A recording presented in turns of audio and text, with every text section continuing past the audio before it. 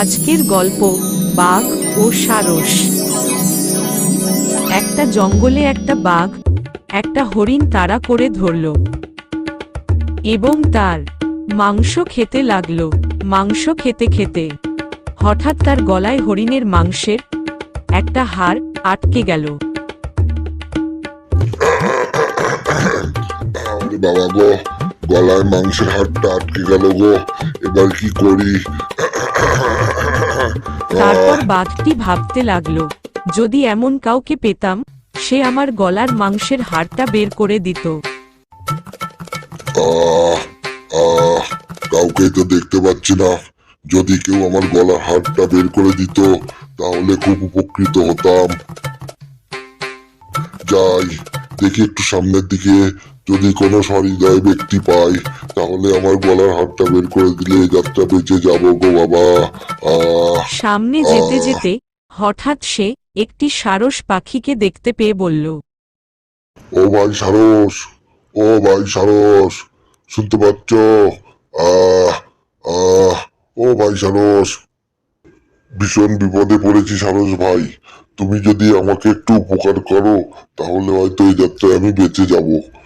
আমার গলায় মাংস খেতে গিয়ে একটা হরিণের মাংসের হাড় আটকে গেছে, তুমি যদি ওটা তোমার সরু ঠোঁট দিয়ে বের করে দিতে পারো তাহলে তোমাকে একটা পুরস্কার দেবো আমি। তারপর বাঘের থেকে পুরস্কার পাবার আশায় সে তার ঠোঁট দিয়ে বাঘের গলা থেকে অনায়াসে হাড়টি বের করে দিল। ঠিক আছে, আপনি যখন পুরস্কার দিতে চাইছেন তাহলে আর না করি কি করে? একটু বড় করে হাঁ করুন তো দেখি।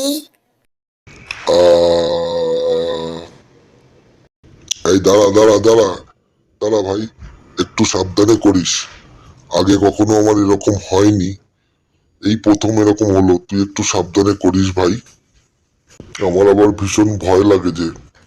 তারপর সারসটি তার সরু ঠোঁট দিয়ে মুখের মধ্যে থেকে অনায়াসে মাংসের হাড়টি বের করে দিল এবং তারপর বলল, আপনি তো এখন সুস্থ, দিন দেখি আমার এবার পুরস্কারটা দিন।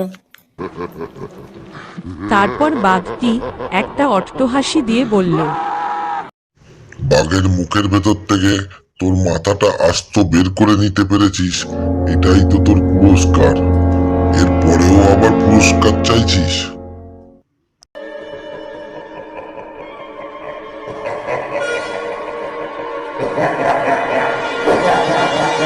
উপদেশ: দুর্জনের ভালো করে প্রতিদান চাইতে নেই। তাহলে বন্ধুরা, আমরা এই গল্প থেকে কি শিখতে পেলাম? দুষ্ট লোকদের কখনোই ভালো করতে নেই, যদিও বা কখনো ভালো করে থাকো তাহলে তাদের থেকে কিছু আশা করতে নেই। চ্যানেলকে লাইক, শেয়ার ও সাবস্ক্রাইব করে দিও।